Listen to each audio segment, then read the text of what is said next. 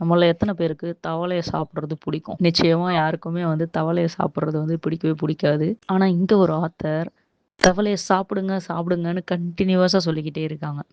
அந்த ஆத்தர் யாரு அப்டின்னா, பிரைன் ட்ரேசி அவங்க தான்.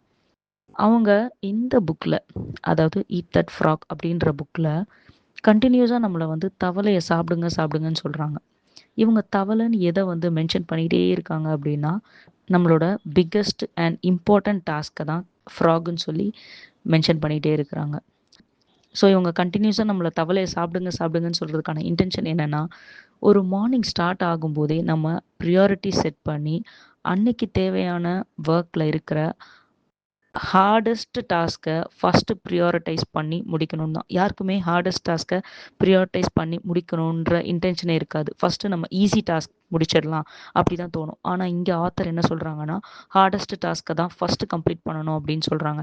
ஏன்னா நீங்க ஹார்டஸ்ட் டாஸ்க்க ஃபர்ஸ்ட்டு கம்ப்ளீட் பண்ணும்போது தான் நம்மளோட high level of performance and productivity வந்து இம்மீடியட்டா இன்க்ரீஸ் ஆகும். அது ஒரு லைஃப் லாங் ஹேபிட்டாவும் மாறும் அப்படின்றத ஆத்தர் நம்மளுக்கு தெளிவா சொல்றாங்க. டெய்லி மார்னிங் வந்து நம்ம கஷ்டமான டாஸ்க்கை ப்ரிஃபர் பண்ணி நம்ம செஞ்சுக்கிட்டே இருந்தோம் அப்படின்னா டே டு டேல நம்மளால் அதை ஒரு ஹேபிட்டாகவும் மாற்ற முடியும். அதனால நம்மளோட அச்சீவ் பண்ண முடியும் அப்படின்னு சொல்கிறாங்க.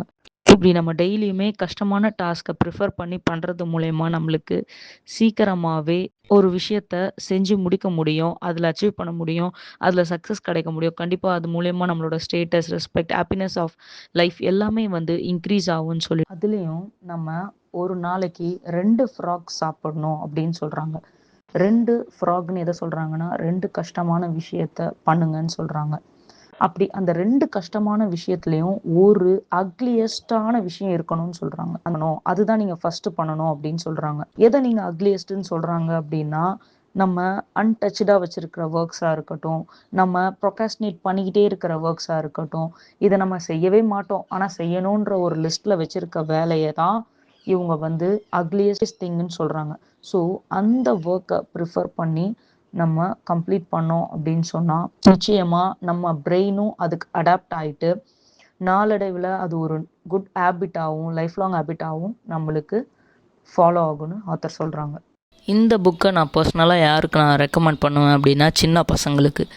சின்ன பசங்க மீன்ஸ் 7 ஏஜ்லேருந்து 15 ஏஜுக்குள்ளே இருக்கிற சின்ன பசங்க எல்லாருமே இந்த புக்கை டெஃபினட்டாக படிக்கணும். ஏன்னா அவங்க வந்து ஸ்கூலில் கொடுக்குற ஹோம் ஒர்க்ஸாக இருக்கட்டும், டே டு டே டாஸ்க்காக இருக்கட்டும், அவங்க ப்ரொகாஸ்டினேட் பண்ணுற ஹேபிட் அவங்களுக்கு டெய்லியும் அது டெவலப் ஆகிடக்கூடாது அப்படின்றதுக்காக இந்த புக்கை நான் அவங்களுக்கு வந்து ரெக்கமெண்ட் பண்ணுவேன். ஸோ என்னோடய புக் ரிவ்யூ உங்களுக்கு பிடிச்சிருந்துச்சுன்னா என்னோடய சேனலை சப்ஸ்கிரைப் பண்ணிக்கோங்க, லைக் பண்ணுங்கள், சப்போர்ட் பண்ணுங்கள். தேங்க்யூ.